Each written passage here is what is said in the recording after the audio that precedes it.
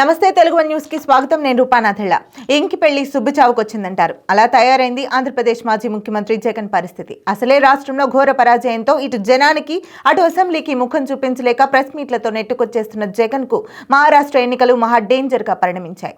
Maharashtra assembly ఎన్నికలలో విజయం బీజేపీకి అత్యంత అవసరం, కీలకం కూడా. అయితే ఈ ఎన్నికలలో బీజేపీకి ఎదురుగాలి వీస్తోందని పరిశీలకులు విశ్లేషిస్తున్నారు. గత అసెంబ్లీ ఎన్నికల తర్వాత మహారాష్ట్రలో సంభవించిన రాజకీయ పరిణామాలు బీజేపీ పట్ల ప్రజలలో వ్యతిరేకత ఏర్పడడానికి కారణమయ్యాయంటున్నారు.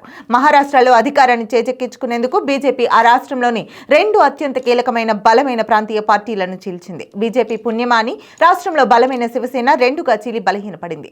అలాగే శరద్ పవార్ నేతృత్వంలోని ఎన్టీఏ కూడా నిట్ట నిలువుగా చీలి రెండు ముక్కలైంది. ఈ రెండు చీలికలు వర్గాలు కూడా బీజేపీ పంచును చేరి ప్రభుత్వంతో భాగస్వాములయ్యాయి. ఇప్పుడు అసెంబ్లీ ఎన్నికలలో బీజేపీ కూటమి విజయం సాధించలేకపోతే శివసేన ఎన్సీపీ చీలిక వర్గాలకు బీజేపీతో కలిసి ఉండాల్సిన అవసరం ఉండదు. అంతేకాదు ఆ రెండు చీలిక వర్గాలకు కలిపి లోక్సభలో 7 సభ్యులు ఉన్నారు. వారు ఎన్డీఏలో కొనసాగుతారా లేదా అన్న విషయం మహారాష్ట్ర అసెంబ్లీ ఎన్నికలలో బీజేపీ కూటమి విజయంపై ఆధారపడి ఉంటుంది.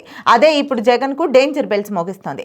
ఫర్ సపోజ్ మహారాష్ట్రలో బీజేపీ విజయం సాధించలేకపోతే కేంద్రంలో ఎన్డీఏ సర్కార్ చిక్కుల్లో పడుతుంది. ఎందుకంటే లోక్సభలో సింపుల్ మెజారిటీకి 272 స్థానాలు అవసరం కాగా బీజేపీకి 240 సీట్లు మాత్రమే ఉన్నాయి. కేంద్రంలోని ఎన్డీఏ కూటమి తెలుగుదేశం, జేడీయూల మద్దతుపైనే పూర్తిగా ఆధారపడి ఉంది. మొత్తం మిత్రపక్షాలతో కలిసి లోక్సభలో ఎన్డీఏ బలం 293. ఒకవేళ మహారాష్ట్ర ఎన్నికలలో బీజేపీ పరాజయం పాలైతే శివసేన ఎన్సీపీ ఎంపీలు 7 ఎన్డీఏ సభ్యులుగా భావించలేం.